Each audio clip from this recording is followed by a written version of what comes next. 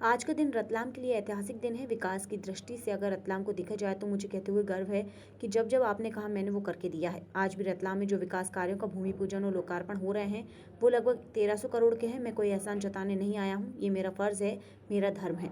रतलाम की मांग थी कि यहाँ मेडिकल कॉलेज बनना चाहिए। उस समय कोई सोचता भी नहीं था, कल्पना भी नहीं करता था, लेकिन आप गवाह हैं, मध्य प्रदेश की धरती पर 1965 के बाद पहली बार रतलाम में मेडिकल कॉलेज खोलने का फैसला हमने किया।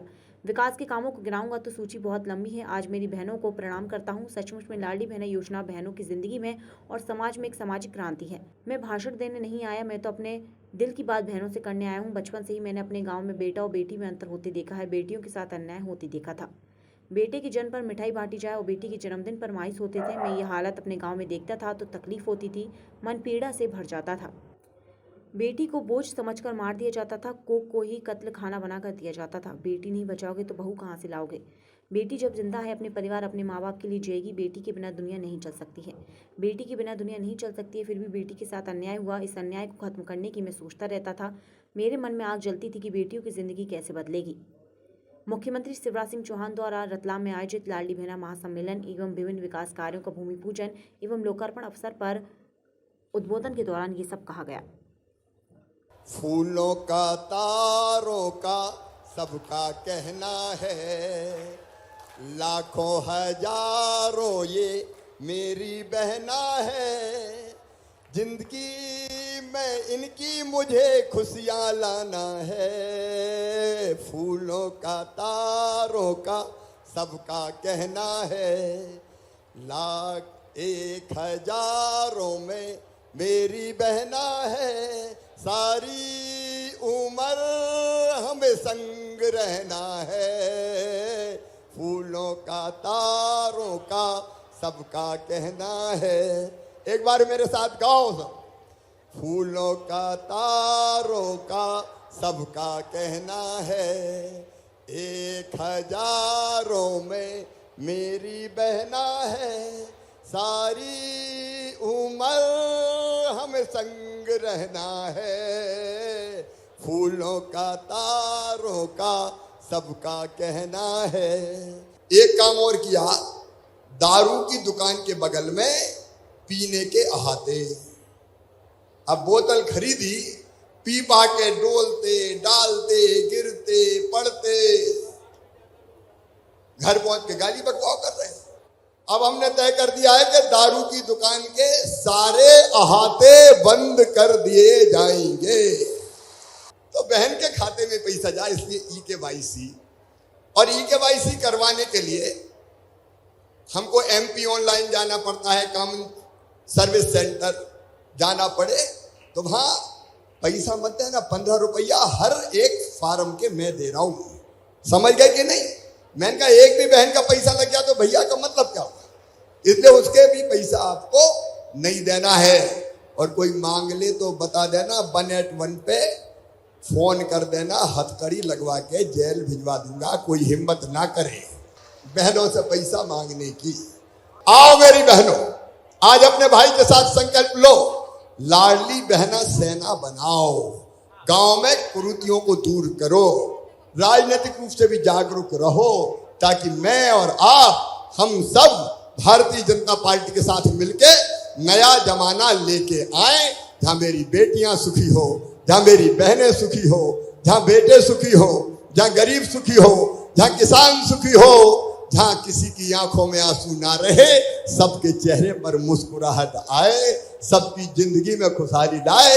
मैं ऐसा जमाना बनाना चाहता हूं और ऐसा जमाना बनाने के लिए, ऐसा मध्य प्रदेश बनाने के लिए आप सबका साथ चाहता हूं। तो मेरे मन में एक बेचैनी थी कि शिवराज कुछ ऐसा कर कि मेरी बहनें ये पैसों के लिए तरसे ना, हाथ ना फैलाना पड़े।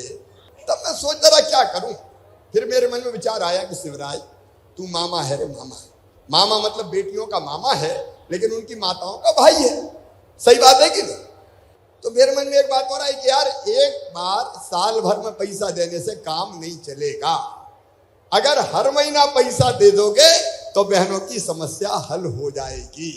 और इसलिए एक दिन रात भर में जगता रहा, क्या करूं कौन सी योजना बनाऊं। और सवेरे 4 बजे मैंने तय किया कि अब मैं अपनी ऐसी गरीब बहनें जिनकी आमदनी 2.5 लाख रुपया सालाना से कम है, या जिनके पास 5 एकड़ से कम जमीन है, मेरी विवाहित बहनें जो अपनी ससुराल में रहती है और जिनके पास 4 पहिया वाहन नहीं है, उन सब बहनों को 1000 रुपया महीना उनके खाते में डालूंगा। 1000 रुपया महीना। ये बनी मुख्यमंत्री लाडली बहनाई। मेरी बहनों, पतिदेव को संपत्ति खरीदना है, मकान खरीदना है, कोई और चीज खरीदना है, तो कौन के नाम खरीदते थे? खुद के नाम। मैंने कहा दिमाग लगा शिवराज, कोई चीज ऐसी करके बहनों के नाम भी तो कोई चीज खरीदी जाए, खेत हो, मकान हो, कोई संपत्ति हो। तो हमने तय किया कि बहन के नाम, अगर पत्नी के नाम पतिदेव संपत्ति खरीदेंगे, मकान, खेत, दुकान, तो उसमें स्टाम्प शुल्क, रजिस्ट्री शुल्क कम लगेगा। अगर आदमी खरीदेगा तो 3% और बहन खरीदेगी तो 1%। उसका परिणाम क्या हुआ बताऊं? तो बहनों के नाम मकान, दुकान, खेत खरीदे जा रहे हैं। पहले मुख्यमंत्री था, बीच में 1.25 साल नहीं रहा, तो हम सहरिया, बेगा, भारिया जो बहुत गरीब बहनें थी उनको 1000 रुपया देता था। तो कमलनाथ जी आए तो वो भी बंद कर दिए, कांग्रेस आई तो वो भी बंद कर दिए। मैंने संबल योजना बनाई, कांग्रेस ने वो भी बंद कर दी।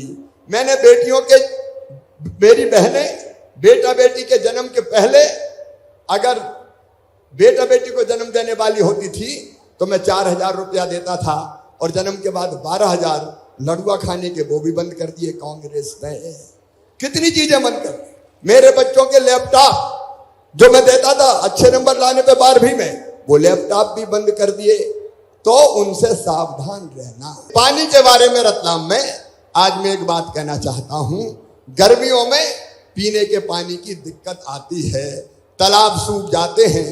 उसने बदनावर तक नर्मदा मैया आ रही है, बदनावर की पाइपलाइन को अब रतलाम जिले में लाऊंगा।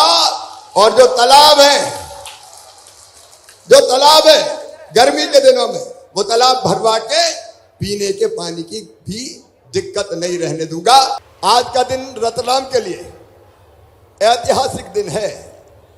विकास की दृष्टि से अगर रतलाम को देखा जाए तो मुझे यह कहते हुए गर्व है कि विकास के मामले में जब जब आपने जो कहा मैंने करके दिया, और आज भी जो भूमि पूजन और लोकार्पण हो रहे हैं वो है लगभग 1300 करोड़ रुपया से ज्यादा के अलग अलग कामों के।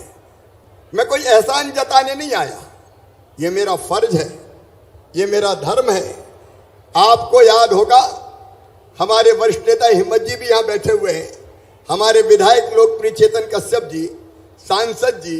रतलाम की मांग थी, रतलाम में मेडिकल कॉलेज बनना चाहिए। उस समय कोई सोचता भी नहीं था, कोई कल्पना भी नहीं करता था, लेकिन आप गवाह हैं। आपने कहा रतलाम में मेडिकल कॉलेज खुलना चाहिए, और 1965 के बाद रतलाम, 1965 के बाद कॉलेज नहीं खुला था कोई। मध्य प्रदेश की धरती पर हमने रतलाम में मेडिकल कॉलेज खोलने का फैसला किया।